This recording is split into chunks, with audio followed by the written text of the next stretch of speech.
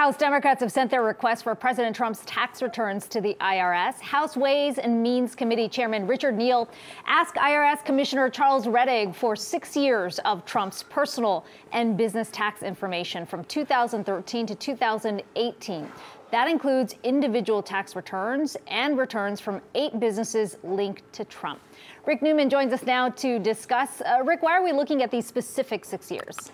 I guess they're limiting this to some extent, and I think if they were ever to get these tax returns, and I'm not sure they're going to, it's not automatic that they can actually make them public. That's actually another step. So they have to satisfy certain requirements. This needs to be in the interest of Congress and legislative activity in order to make them public. So I think maybe they just want to make it look like a fairly limited request rather than just a giant fishing expedition. Are we going to get them? Not this month. I mean, not next month.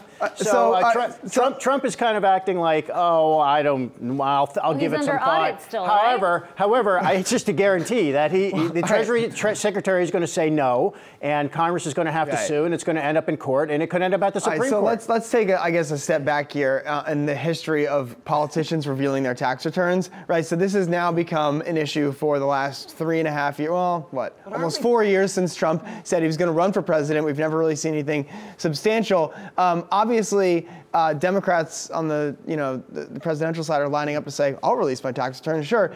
I mean, how much does it really matter that we see the tax returns of politicians? And to add on to that question, it's what are they trying to get at? Yeah. Right? Because clearly Democrats have sort of shaped it to say, well, if you have nothing to hide, just show them. So are they looking for something specific in those 6 years? Which question should I answer? Well, what at once, right? Like, does this matter? What would we even get from them? Whatever your heart desires, Rick. Nixon was the first president to release his tax returns in 1974, and he did it to prove he had nothing to hide, and has just become a tradition since then. That worked out well. Well, that's probably what Trump is thinking, right? So, I mean, it has just become a tradition. I mean, every major presidential candidate since then has done it, and they're basically saying, I'm an open book.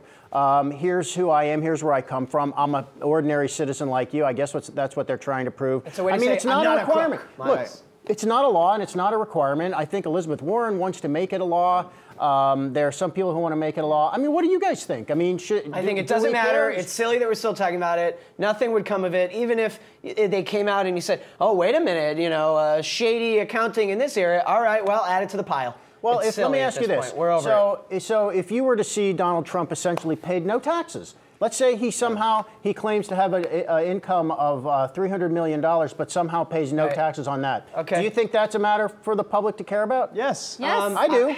I guess it's a matter the public would care about. What would it change? What would it affect? I mean, to your point. Well, what it could change is it could create. I mean, there are a lot kick him out of office because it turns out that he fudged his tax returns? No, because it said he fudged his tax returns every year. But I think, to Rick's point, I mean, people have a right to know if, in fact, he hasn't paid his taxes, right? I mean, the bottom line is we don't know what's actually in this. And so, what's the wrong in trying to get those released? The question is, are they even going to come out? Right. I think, to your point, Dan, about whether this is going to have an impact among voters at all, no, I don't think so. I think people have already made up their... But I think what we have all kind of accepted is that once you run for office or let alone become president, you're no longer a private citizen, right? So Donald Trump's like, well, I'm a private citizen. That's literally true, though. Right, and I think that the kind of him invoking like the ability to just not do it because he doesn't want to, it's like, well, you gave that up when you ran for president and then became the president. You owe the country a little bit of transparency about who you are and what you have. That's Mitt Romney, when he ran in, when did he run? 2012. Yeah.